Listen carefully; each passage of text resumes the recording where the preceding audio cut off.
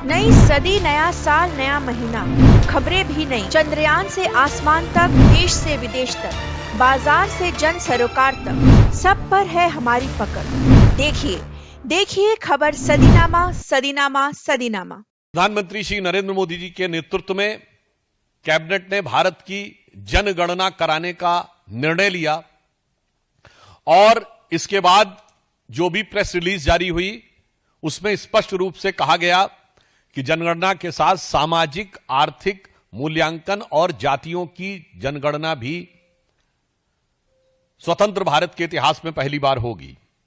जिस संबंध में पहली प्रेस रिलीज 30 अप्रैल को हुई, दूसरी 4 जून को और 15 जून को, जिसमें स्पष्ट रूप से यह कहा गया, और जो कहा गया उससे ज्यादा इंपॉर्टेंट होता है जो किया गया हो।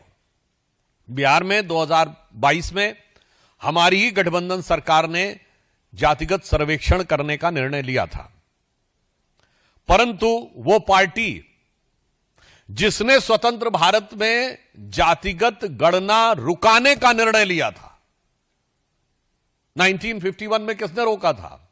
जिसने पिछड़ों के हक को मारने के लिए काका कालेलकर कमेटी की रिपोर्ट नहीं जारी होने दी, मंडल की रिपोर्ट नहीं जारी होने दी, वो अचानक आज आकर जो कहने का प्रयास करते हैं और जो लिखा हुआ भी है उसको नहीं पढ़ पाते हैं।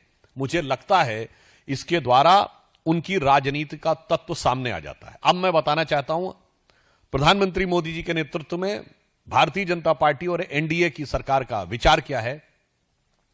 हम कहते हैं सबका विश्वास, सबका प्रयास। अब इसीलिए हमारी सरकार जिस विषय को लेकर सामाजिक सांस्कृतिक सर्वेक्षण, सामाजिक और आर्थिक सर्वेक्षण और जातिगत जनगणना कराना चाह रही है, उसके पीछे हमारा उद्देश्य है सभी जातियों की पहचान, सभी जातियों को सम्मान और सबसे पिछले छोर पर खड़ी हुई जातियों का उत्थान। मगर जो इंडिया गठबंधन और कांग्रेस की सोच क्या है? केवल अपने अपने परिवार का उत्थान और उसके लिए जातियों में घमासान। हमारी सोच और उनकी सोच में एक मूलभूत अंतर है। हम सभी जातियों की पहचान, उनका सम्मान और उनके उत्थान के लिए समर्पित हैं। ये अपने परिवार को सारा मिष्ठान, उसके लिए सब वर्गों में हो जाए घमासान, ये उससे ज्यादा प्रेरित है। ऑन द टेक्निकल एस्पेक्ट मैं कहना चाहूंगा, इतने लंबे समय तक सरकार में रहने के बाद कम से कम कांग्रेस पार्टी को टेक्निकल इश्यूज समझने चाहिए। जातिगत जनगणना का नोटिफिकेशन केंद्र के द्वारा होता है। राज्य जातिगत जनगणना कर ही नहीं सकते, तो किस राज्य के नोटिफिकेशन को दिखा रहे हो? वो केवल सर्वे कर सकते हैं। सर्वे को नोटिफाई करने का प्रोसीजर अलग है, उसका स्टैच्यूटरी प्रोसीजर नहीं है, गवर्नमेंट ऑर्डर है। जातिगत जनगणना केंद्र के द्वारा की जाती है, उसका स्टैच्यूटरी प्रोसीजर है, followed by the government order है। और वैसे देखिए, ये स्वयं जिस तेलंगाना राज्य का उदाहरण दे रहे हैं, पहली बात तो वहां सर्वेक्षण हो रहा है, सेंसस नहीं, स्पष्ट समझना चाहिए। गणना नहीं हो रही है, सर्वे हो रहा है।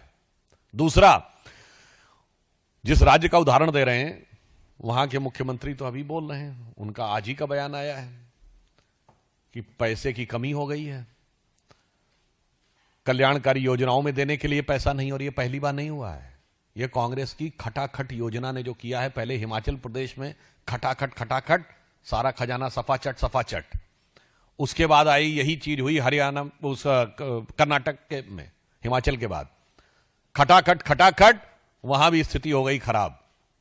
अब सेम चीज तेलंगाना में आती जा रही है।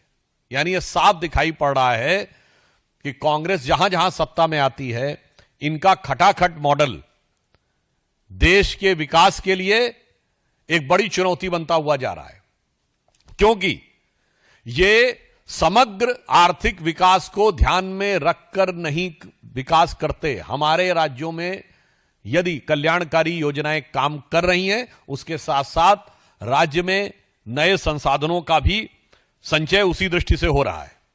इसलिए मैं एक पंक्ति में कहना चाहूं, जहां जहां ही कांग्रेस आई वहां वहां आर्थिक दृष्टि से हो गई तबाही। और यह उदाहरण हिमाचल, कर्नाटक और उसके बाद तेलंगाना में दिखाई पड़ रहा है।